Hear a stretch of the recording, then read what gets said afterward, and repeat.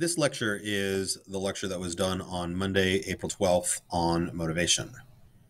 So take a look at the following images.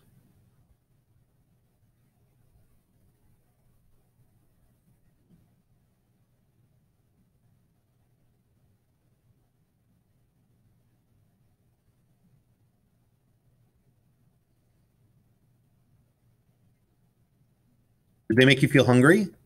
Because if they made you feel hungry, then you may be more psychologically motivated to eat.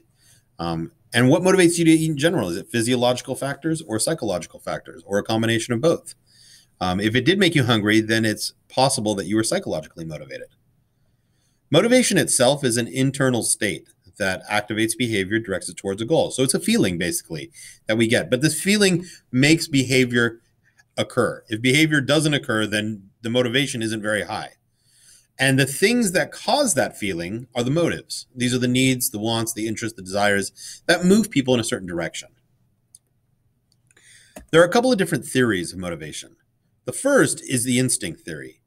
The instinct theory is one in which humans don't really experience all that much. But basically, the instinct theory is when an animal, sometimes humans, though very rarely, will carry out a certain behavior for no apparent reason, other than they just feel like they need to.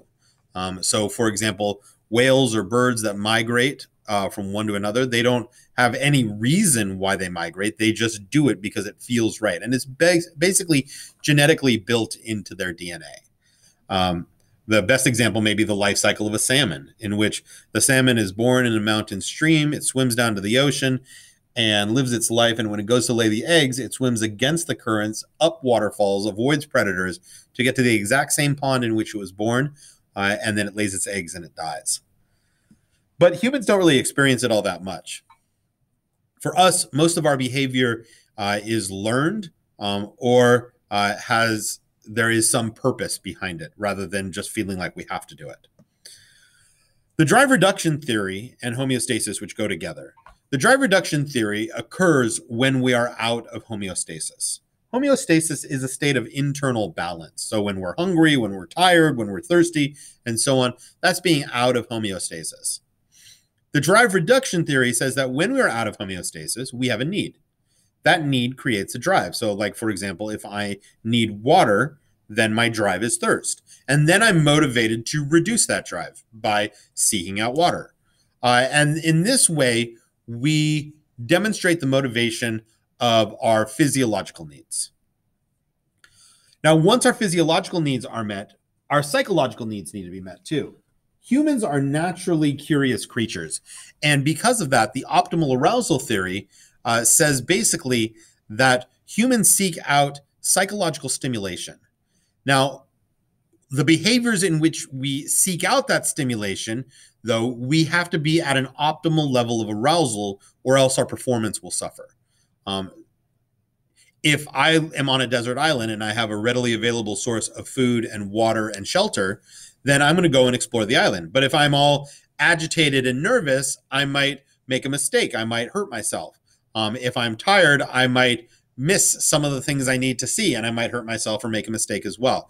It's only in that optimal state that that our performance is the best. But we're motivated to stimulate ourselves psychologically. The incentive theory says that we are also motivated by consequences.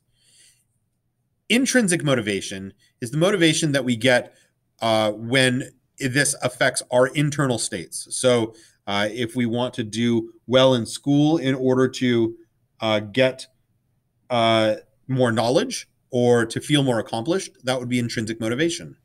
Extrinsic motivation is when we're motivated for something outside of us. So like, for example, the promise of money or some sort of reward or some sort of task or some sort of activity that we might get to do. But with both intrinsic and extrinsic motivation, we also are motivated for trying to avoid the negative versions of that. So for example, positively, we may be intrinsically motivated because we're going to improve our knowledge base, improve ourselves as a human, for the feeling of success or accomplishment. But On the negative side, we're also maybe motivated to carry out a behavior because we're trying to avoid the fear of failure. Extrinsic too, we could be motivated by a monetary reward, but we also may do well in school because we want to avoid getting our phone taken away or avoid getting grounded. Now, there are a couple of behaviors that are both biologically and socially motivated, or psychologically and socially motivated. And then one behavior that we're going to look at, which is only psychologically and socially motivated. The first behavior we're going to look at is hunger. Biologically, hunger, we're motivated to eat because of our set points. Our set points are essentially our weight. And when we go below our weight, when we burn calories and go below that set point, we're motivated biologically to get back to that set point.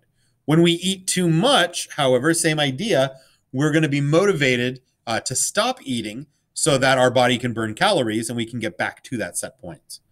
There are a couple of things that affect our set points. Hormones are the big one. Insulin is a hormone produced by the pancreas that regulates the amount of sugar in our blood. We feel tired and irritable when we don't have enough to eat. It tells us then that we're below our set point and we need to eat. Ghrelin is a hormone produced by the stomach, and this is produced when the stomach is empty. So again, when the stomach is empty, it produces the hormone, and then that tells our brain that we need to fill it. Leptin is kind of the opposite of ghrelin, where leptin is the hormone that our stomach secretes when it is full, telling our brain to stop eating. Another thing that affects our set points is our basal metabolic rate, and this is essentially our metabolism when we're in a state of rest. Now, if we have more fat on us than muscle, our basal metabolic rate will generally be slower because it takes less calories to maintain fat in our body versus muscle. Now, always there's the question then is, okay, so how do I lower my set point? How do I lose weight if I'm always going to be motivated to get back up to it? Well, if you exercise and you only do cardio, your metabolism will speed up temporarily. But when you go back to a state of rest, your basal metabolic rate will stay the same. And generally, it's really hard to lower your set point in that way because you're always trying to replace the calories that you lost from the cardio exercise. However, building muscle is a way to increase your basal metabolic rate. Even though you may burn less calories when actively lifting weights, what will happen is that when you go into a state of rest, your basal metabolic rate will increase because it takes more calories to maintain muscle in your body than it does to maintain fat. So as you begin to lose fat because of the burning of the calories and the building of muscle, you are also then speeding up the basal metabolic rate, and it becomes easier to burn more calories than we take in if we're still burning calories when we're in a state of rest. However, sometimes we eat even when we don't feel like we're hungry. Part of this is social, it's cultural. We learn that there are foods that we like, and we generally learn this from our society we live in and from the family we grow up in. These learned preferences are things that, when we look at them, we say, oh, I like that. I want to eat it even if I don't feel hungry, and because that preference has been built in. But additionally, it's also a form of operant conditioning. Where we begin to make an association between the taste of that food that we prefer and how good it makes us feel. That's that consequence of how good it makes us feel. And so we may want to eat a food that we prefer because we know it's going to make us feel good, even if we're not hungry. And certainly if we're stressed, if we're experiencing stress, which is psychological pain, and we are feeling bad, then a way that we could counteract it is by eating the foods that we like because it makes us feel good temporarily. It doesn't actually actively take away the stress, but it does make us feel better, which is why stressed is just generally dessert spelled backwards. Another behavior that is both biologically and socially and psychologically motivated is sex. Sex is a very important human behavior because it allows for the continuation of our species. If we didn't have sex or couldn't have sex, our species would go extinct. So biologically, we cannot be biologically motivated to have sex until we've gone through puberty. Going through puberty puts our body in an ability to reproduce. And before that time, we don't have the biological means to have sex nor to reproduce. And so therefore we can't be biologically motivated. When we are doing something with a partner or somebody that we're with, then, and carrying out sexual behavior, hormones, in this case, testosterone and estrogen, men and women have both hormones, though men have more testosterone and women have more estrogen, will be secreted into the bloodstream. And that tells our brain to go even further and carry out more sexual behavior. Now, this is important because when we look at the social and psychological motivations of sex, a big part of it is stimuli. Stimuli are sights and sounds and smells and tastes. But when we're talking about sex, we're talking specifically about sights. Whether it's magazine covers that we see in the grocery store or advertisements on the side of buses or everything on the internet or things on TV and movies, we see these things and it makes us think about sex. And when we think about sex, our hormones respond. And when our hormones respond, it tells our brain, hey, we want to go out and do some of that sexual behavior. Imagine stimuli works the same way. When we imagine something, we are still thinking about sex. And that thought process spurs the secretion of those sex hormones into our bloodstreams, which then tells our brain, hey, take it a step further. Socially, though, especially for younger people, social influence on sex is really powerful. Peer pressure is one of these things. If you have a 18-year-old dating a 14-year-old, that 18-year-old is much more biologically ready to have sex. Now, the 14-year-old, however, doesn't want to lose their social status or social standing, and so may go along with it even though they may not be biologically ready. Gender also plays a role when we're talking about sexual behavior. With gender, it can be, though not always, it can be split a little bit differently between men and women. For men, historically and stereotypically, different sexual behaviors is a form of conquest, is a form of notches in the belt. And so if there is a younger male who hasn't had as much sexual behavior, when hearing about this from other males, they may want to be more motivated to carry out sexual behavior in order to meet that expectation or to be part of that group. For women, historically, it's been the reverse.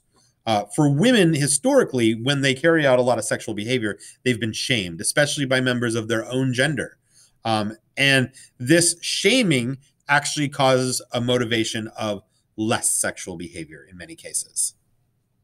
Finally, we look at one more behavior, and that is the need to belong, or our affiliation needs. Our need to belong is all about the needing to be socially connected to people. Now, we're motivated to be socially connected people, and this goes all the way back to our cave people days. When we had these need for connections in a tribal society, if we weren't in a tribe, we probably died. We starved to death, were attacked by a predator, maybe suffered an injury. And so having that trait of wanting to be connected with other people was a desired trait that cave people found in mates. And because then when they mated and had children with those people, that trait or that characteristic carried on, where those that didn't have that need to belong or that need to socially connect with people, they generally either didn't mate or if they did mate, their offspring may have died. But along with that social connection, we also see that need for connections. We also see that we had this healthy fear of ostracism. A healthy fear of ostracism. And that fear of ostracism was equally as important, because if we didn't have that fear and we died, then we couldn't pass that trait on. So it was very important. And then finally, when we look at modern day society and our need to belong, it's all social networking has played a really important role with this one. Now, with social networking, it can motivate us to do more social networking, which can increase our need to belong. But on the other hand, it can also have an effect on our just overall mental and emotional state. And part of this has to do with social isolation. When we're sitting in front of a computer screen or in front of a phone, yeah, you may be connecting with people, but at the same time, you're not necessarily really connecting, and you don't get that social connection and social, kind of drive that you might have in another place. Additionally, when people become too focused on social media and too motivated to constantly post on social media, it can lead to high levels of narcissism, where a person only does a certain behavior because they're trying to get noticed. And that certainly can have effect not only on that individual, but also on others. Because when others look at those, those photos or stories or things like that that are really demonstrate that that person's got a lot of positive things in their life, someone who may not see the negative aspects of that life may think that their life on their own isn't so great. And it can cause people to feel less affiliation and then therefore be more motivated to try to be more narcissistic so they can be like those people that they're emulating. Ultimately, that's the end of the lecture here. And thank you very much.